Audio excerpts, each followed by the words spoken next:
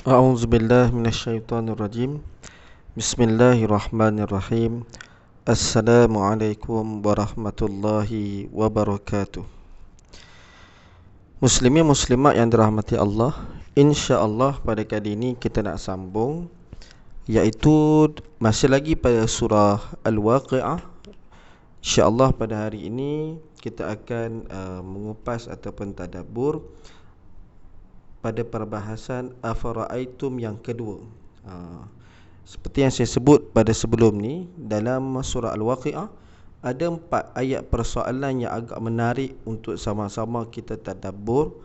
Kalau pada afara'aitum yang pertama kita telah sama-sama tadabbur, iaitu berkaitan tentang bila mana mereka, yakni orang-orang kafir, mendustakan hari kebangkitan. Maksudnya tak percaya nanti selepas kita mati akan adanya hari kebangkitan. Lalu Allah Subhanahu Wa Taala telah kemukakan ayat-ayat persoalan, kemudian jawapannya. Persoalan itu adalah untuk mereka fikir, dan ayat ini juga adalah untuk kita. Bila mana kita baca, kita renung, kita tadabbur, mudah-mudahan kita dapat manfaat. Jadi pada fara'aitu yang pertama, iaitu berkaitan tentang kejadian manusia. Adakah benar ataupun mampu manusia untuk menciptakan manusia itu sendiri daripada air benih itu? Jadi pada kali ini, iaitu boleh rujuk pada surah Al-Waqi'ah pada ayat 63 hingga ayat 67. Allah Subhanahu Wa Taala berfirman, A'udzubillahi minasyaitonirrajim. أفرأيتم ما تحرثون أأنتم تزرعونه أم نحن الزارعون لو نشاء لجعلناه حطاما فظلتم تفكهون إنا لمغرمون بل نحن محرومون. Sadaqallahul Azim. Maka terangkanlah kepadaku tentang apa yang kamu tanam. Kamukah yang menumbuhkannya atau kami yang menumbuhkannya? Kalau kami kehendaki, benar-benar kami jadikan dia hancur dan kering.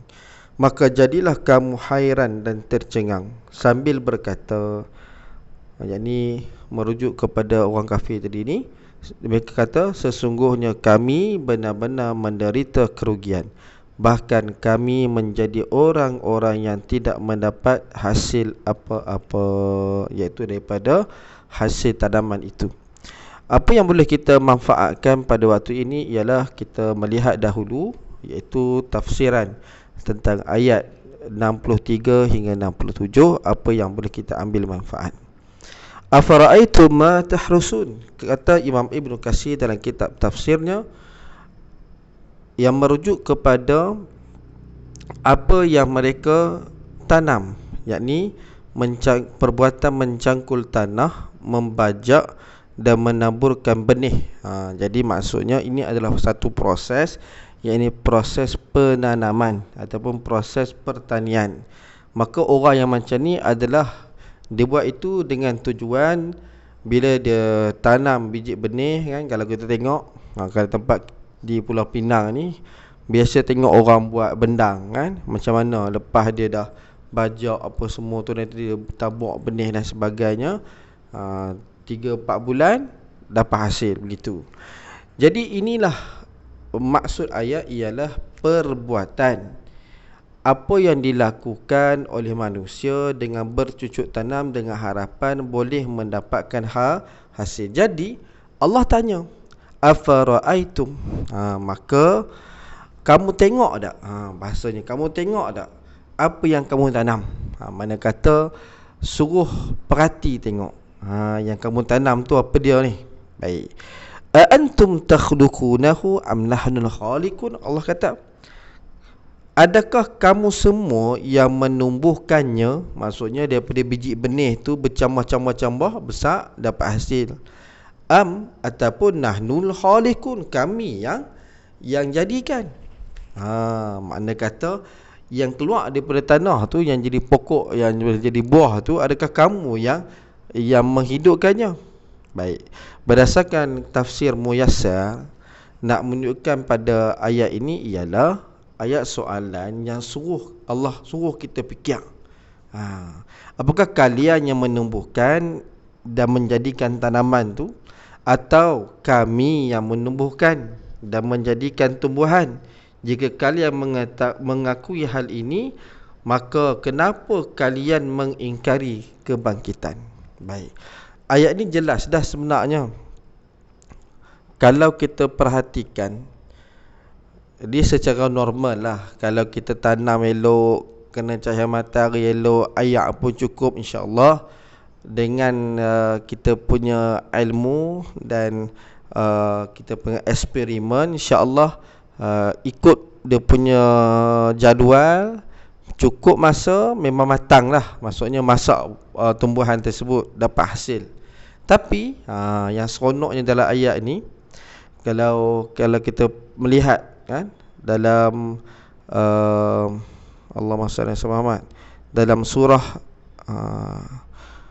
Al-Waqi'ah ayat 63 dan 64 ini, jelas disebutkan dalam satu hadis Nabi SAW dari Abu Hurairah radhiyallahu anhu, mengatakan bahawa Rasulullah SAW bersabda, jangan sekali-kali kamu katakan, Nabi kata, la taqulan zara'tu.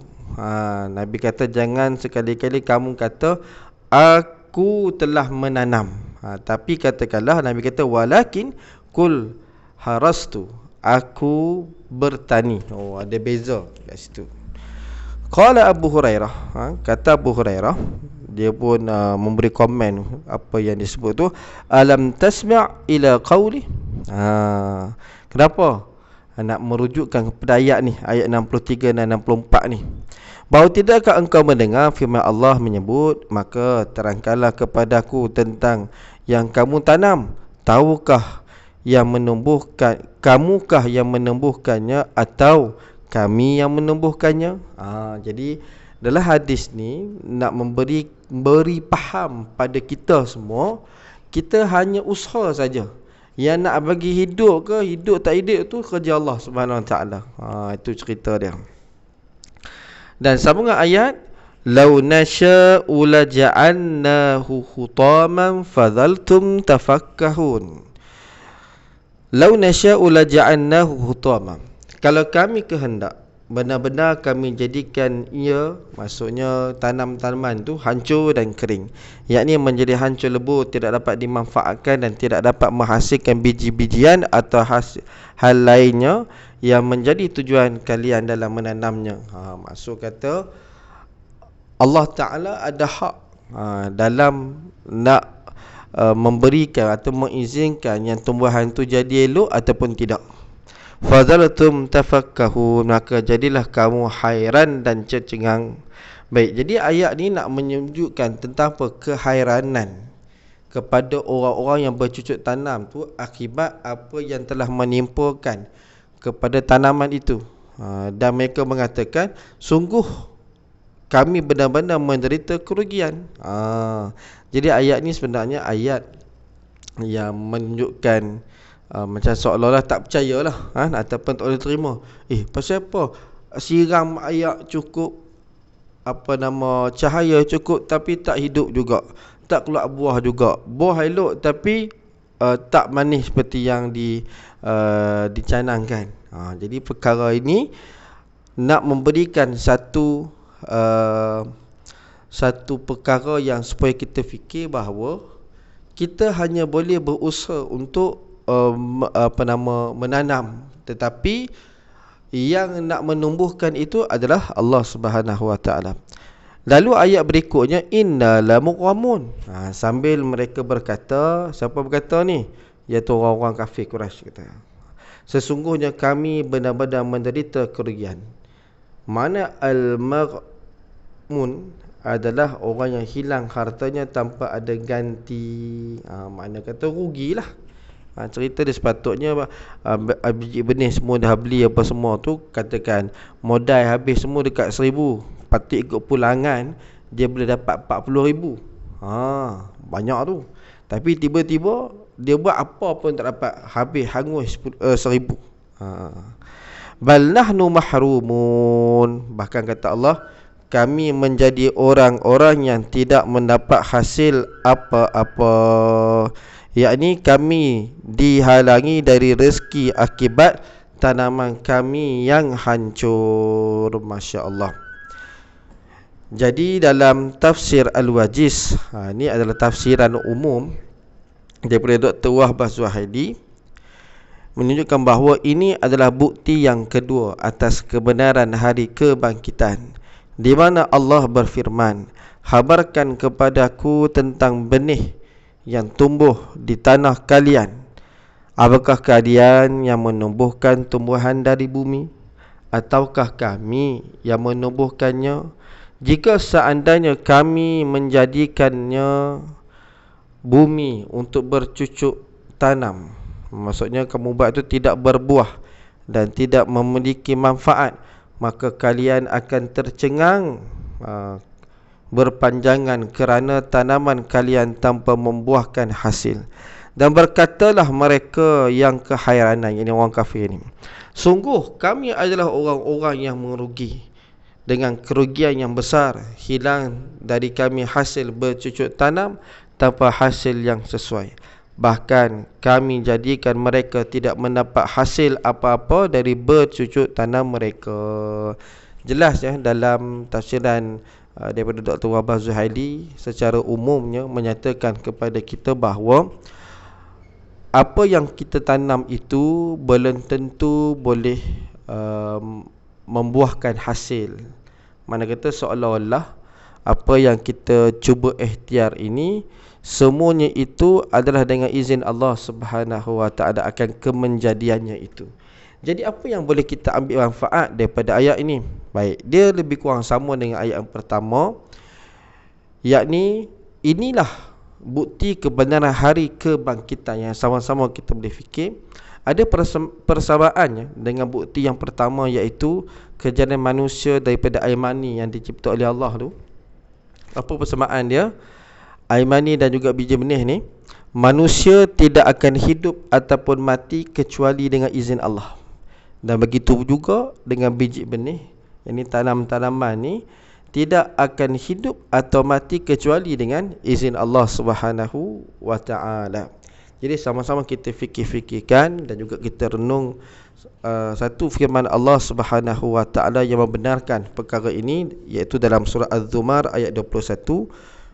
Allah Taala berfirman, alam tara anna Allah anzala minas samai ma'an fasalakahu yanabi'a fil ard thumma yukhriju bihi zar'an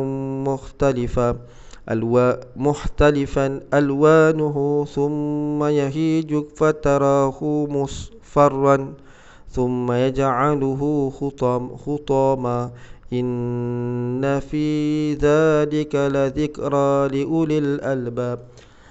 Apakah kamu tidak memperhatikan bahawa sesungguhnya Allah menurunkan air dari langit, maka diaturnya menjadi sumber-sumber air di bumi, kemudian ditumbuhkannya dengan air itu tanam-tanaman yang bermacam-macam warnanya, lalu menjadi kering, lalu kamu melihatnya kuning kekuningan, kemudian dijadikannya hancur berderai-derai. Sesungguhnya pada yang demikian itu benar-benar terdapat pelajaran bagi orang-orang yang mempunyai akal. Baik, muslimin muslimat yang dirahmati Allah, kalaulah hari ini kita beriman, senang, jelas kan, bahawa kita mengakui dan segala-galanya itu benar kan. Tetapi untuk kita sama-sama tadabbur dan meneguhkan lagi keyakinan dan keimanan kita, maka sememangnya segala-gala itu datangnya daripada Allah Subhanahu wa taala. Elemen yang seterusnya yang boleh sama-sama kita kongsi ialah dalam kita tadabbur akan ayat ini, iaitu janganlah mengeluh. Ini adalah peringatan juga pada saya dan kepada semua yang mendengar kan. Sesungguhnya ialah kita kadang-kadang bila diuji oleh Allah Subhanahu Wa Taala, keluarlah kata-kata, pasal apa kena kat aku, pasal apa, macam-macam lah keluar tak kata kat orang lain, kata kat diri sendiri. Jadi pada ayat ini, iaitu inna lamu'ramun, yakni sesungguhnya kami benar-benar menderita kerugian.